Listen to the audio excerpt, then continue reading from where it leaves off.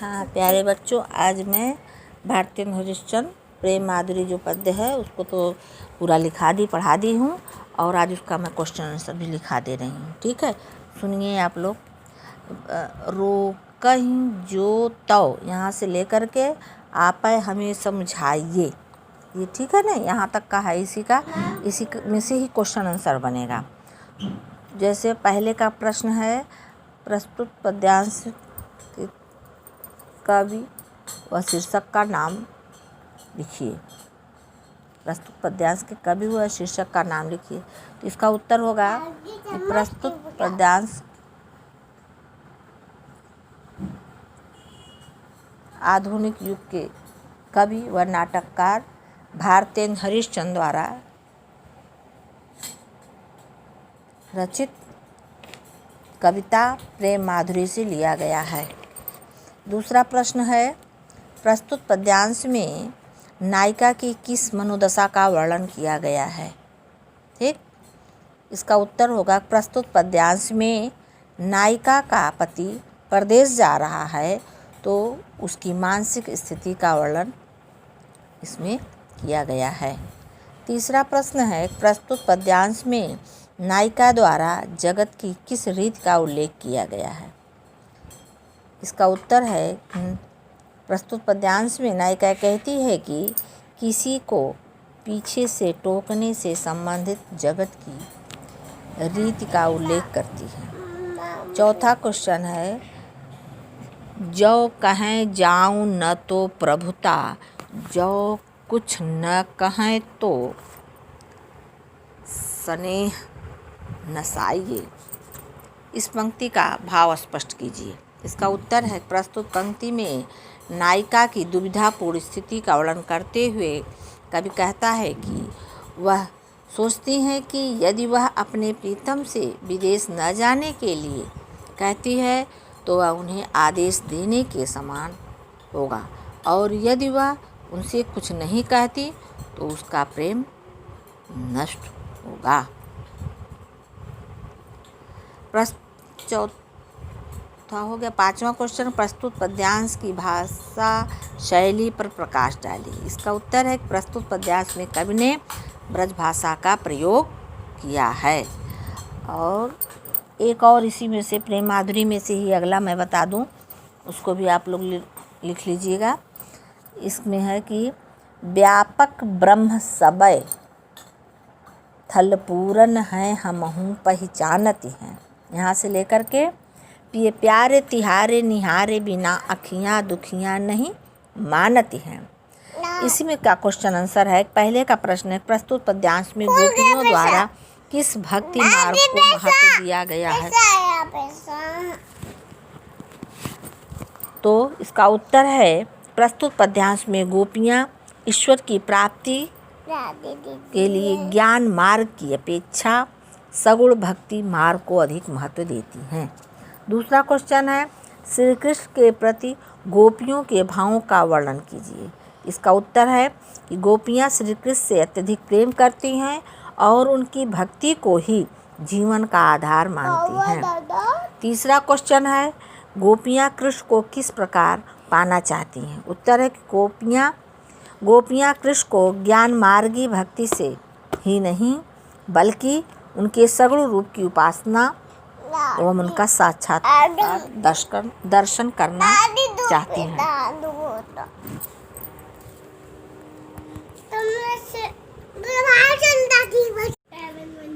हाँ, तो अगला चौथा क्वेश्चन है कि गोपियाँ उद्धव से कृष्ण को क्या संदेश देने के लिए कहती हैं।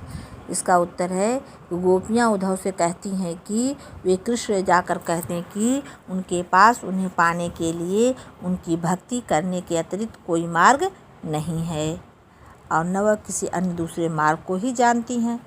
इसलिए श्री कृष्ण उनकी प्रतीक्षा में बैठी उनकी दुखियारी आँखों को दर्शन देकर संतुष्ट, जब तक वे उनकी अपनी आँखों से कृष्ण का दर्शन नहीं कर लेंगी तब तक वे संतुष्ट नहीं हो सकती हैं। अंतिम क्वेश्चन है पांचवा, प्रस्तुत पद्यांश में अलंकार को स्पष्ट कीजिए। तो है, प्रस्तुत पद्यांश में व्यापक ब्रह्म, नंद लाल बिहाल, प्यारे तिहारे निहारे, व अखियाँ दुखियाँ में क्रमशः ब ल र य वर्ण की आवृत्ति होने के कारण यहाँ पर अनुप्रास अलंकार है। ठीक है। अब यमुना छवि का जो है इसमें भी 2 क्वेश्चन देख लीजिए। तरनी तनुजा तट तमाल से लेकर के डैश डैश लगा करके लिख लीजिएगा, निरख नयन मन सुख लहर। ठीक। अब इसी में से ही क्वेश्चन आंसर, किताब को आप लोग अपने सामने किताब रखिएगा तभी समझ में आएगा यह कहाँ से कहाँ तक का है, क्योंकि इसका अर्थ एक बार बता ही चुकी हूँ। तो ये जो है इसी का दिखा रहे हैं। हाँ, तो इसका पहला प्रश्न है, उपर्युक्त पद्यांश को पढ़कर निम्नलिखित प्रश्न के उत्तर दीजिए। पहला प्रश्न है, प्रस्तुत पद्यांश के शीर्षक व कवि का नाम लिखिए। तो इसमें हुआ प्रस्तुत पद्यांश हमारी पाठ्य पुस्तक हिंदी में संकलित भारतेंदु हरिश्चंद्र द्वारा रचित कविता यमुना छवि से लिया गया है। पहला क्वेश्चन ये हो गया। दूसरा है, प्रस्तुत पद्यांश में कवि ने किसका वर्णन किया है। तो इसमें होगा, प्रस्तुत पद्यांश में कवि ने यमुना नदी के किनारे तमाल के वृक्षों का वर्णन किया है।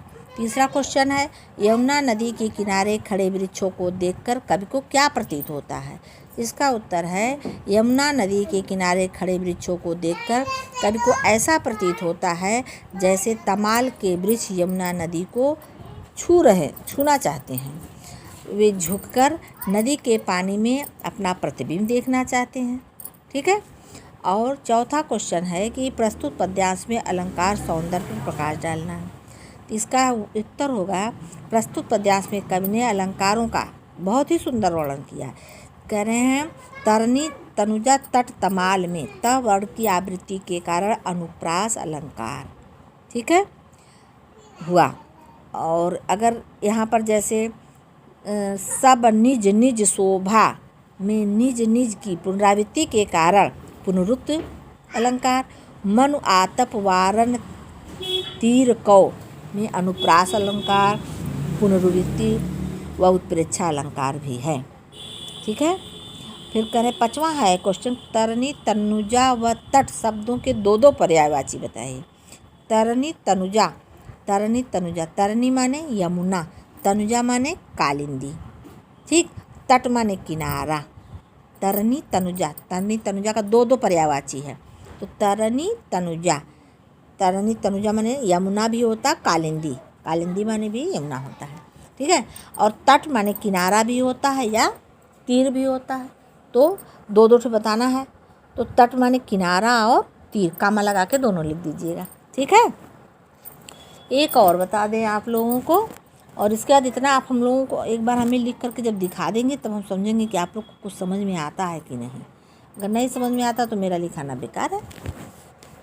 ठीक है। नहीं तो हम अपने से आप लोग को सरल ही भाषा करके लिखाना चाहती हूँ कि आप लोग को बढ़िया से समझ में आ जाए।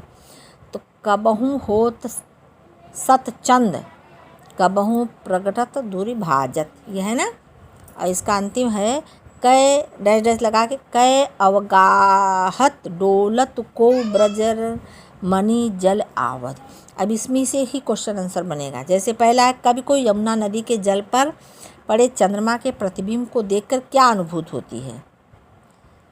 कभी कोई यमुना नदी के जल पर पड़े चंद्रमा के प्रतिबिंब को देखकर क्या अनुभूत होती है। इसका उत्तर होगा कि कवि जब यमुना नदी के जल पर चंद्रमा के प्रतिबिंब को देखता है तो कभी उसे लहरों पर 100 चंद्रमा दिखाई देते हैं, कभी वह उसे दूर जाकर अदृश्य होता हुआ अनुभव होता है।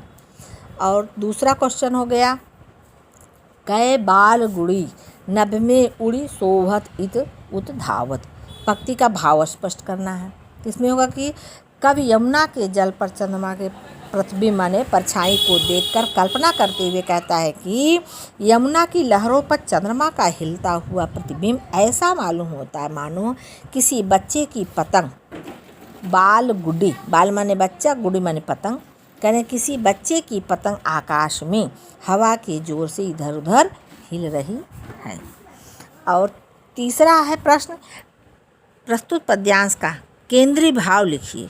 तो इसका उत्तर है कि प्रस्तुत पद्यांश में कवि भारतेंदु जी ने यमुना के जल पर पड़ने वाले चंद्रमा के प्रतिबिंब का वर्णन इस प्रकार से किया। कहते हैं कि चंद्रमा का यह रूप कवि को अपनी ओर आकर्षित कर रहा है, जिसे देखकर कवि के मन में भिन्न भिन्न प्रकार की कल्पनाएं प्रकट हो रही हैं।